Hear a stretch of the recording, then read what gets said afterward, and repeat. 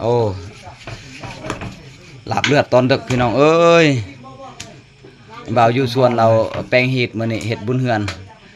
วิทย์สงกรานต์วันที่16เลยเราฆ่างัวเลยตัวหนึงเลือดเต็มกระสอบมานี่นี่อ่านมันแต่ระบบเผด็จการรถมื้อนี้นี่ข่อยปรุงแจ่วเนี่ยบ่เรือน่ะบ่เรือเฮ็ดซำใดก็เบิดซำนั้นรถกันระบบข่อยได้เฮ็ดแจ่วนี่นี่ตัวนี้ก็ค่อยสิปรุงเองนี่เฮ็ดอาหารในร่วมกันนี่กับบ่าวอยู่ส่วนนี่กินตะกอนสดๆร้อนๆเลยสดๆร้อนๆแล้วตัวนี้นี่อยากกินตอนนี้ก็ได้นะคันผู้ใดมีอันนั้นกะกินกะว่าลงท้องนี่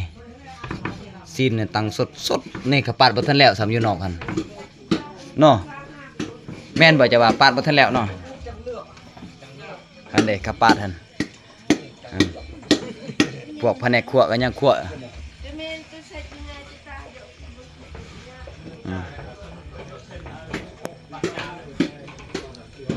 นี่ฮะสิเอาตอนเดียวนะก่อน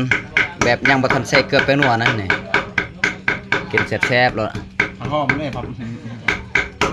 กินกับผักกับหญ้ามี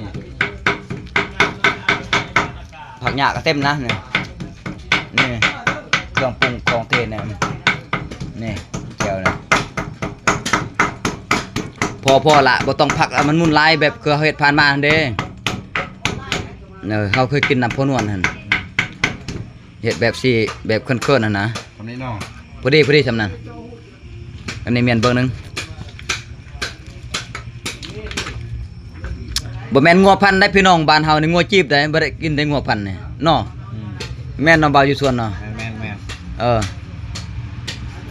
งัวพันธุ์ของเฮาบ่กินแถบนี้คันงัวพันธุ์นี่ราคาตกบ้านเฮานี่งัวจีบนี่ราคาแพงได้กดไลค์กดแชร์ให้เด้อพี่น้องกดติดตามแน่แล้วก็คอมเมนต์พร้อมช่วยอุดหนุนพวกเฮานี่2คนนี่บ่าวอยู่ส่วนและก็บ่าวบิ๊กอยู่บ้านเฮานี่ก็บ่าวบืมแน่ผู้เจ้าของคลิปนี่กดไลค์กดแชร์เด้อพี่น้องไอ้ต้นนี่หรือว่าฟังลาวฟังไทยเนาะแม่นบ่น้องสายจ้ะว่าแม่นช่วยอุปถัมภ์คำอยู่นี่ย่างนำกันจับมือกันไปแล้วนั่นน่ะคอยย่างคอยไปนำกันจังซั่นแหละกดไลค์กดแชร์กดติดตามคอมเมนต์เนาะเอาฝากเนื้อฝากตัวติน้องสายเว้ามาแน่มาเบิ่งนี่ฝากเนื้อของตัวเด้อติดตามซองอยู่สุวรรณเด้อต่อไปสิปลูกเกษตรผสมผสาน